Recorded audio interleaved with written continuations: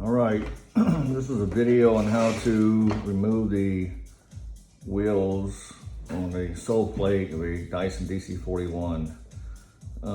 These are the little rubber wheels here, and then of course we have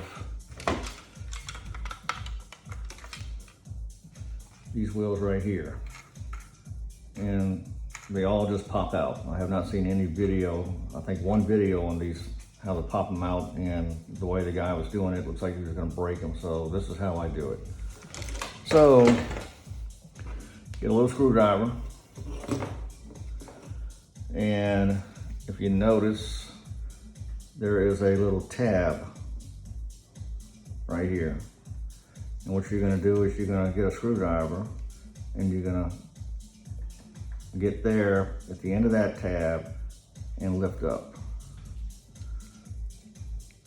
And boom, the wheel comes out. And I just lost the wheel and the tab.